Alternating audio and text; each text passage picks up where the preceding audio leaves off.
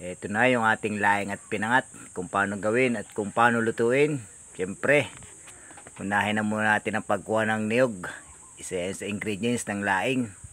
Specialty nga po pala ang laing dito sa probinsya ng Quezon. At ang bawang na ginagamit namin dyan ay aming tinatadtad, hindi po pitpit ha. At yung luya po ay niyayadyad para mas makain po natin yung luya kaysa doon sa tinitilad. Ayan po yung laing. Yung iba po yan, pinapalo yung dahon ng laing. Pero sa amin, kahit hindi na. Yan yung po yung gata.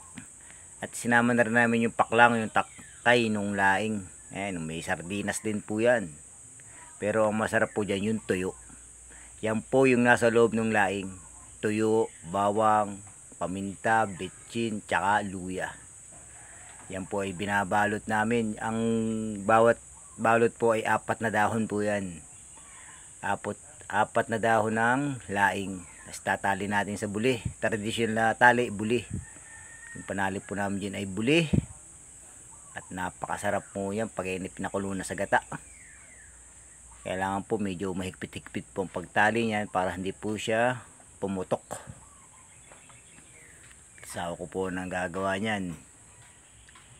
Kaya masarap po yan. At sasama na rin po natin yung paklang o yung tangkay ng laing. At papakulo natin po yan sa gata. Maya maya po ating ipapakulo na sa gata yan. At habang ginagawa po ng asawa ko yan, nagpapa-apoy na po ako doon sa aming abuhan. Yes po, sa kahoy natin lulutuin para mas masayap. Mas masayap pag nasa kahoy. Yan, nilagay na po yung pampalapot niyan. Yung una pong nilagay namin dyan ay yung malabnaw. Habang siya nakati po, ay yung pong malapot na ang kasunod pag kumati na po yan. Ayan na po yan, oh. Mga ilang minuto na lang po yan. Aahunin na. Ay napakasarap po niya. Naglalapot-lapot po yan. Yung po nilalagay ng sili, pero sa amin hindi po namin nilalagyan. Baka hindi kasi makain ng bata.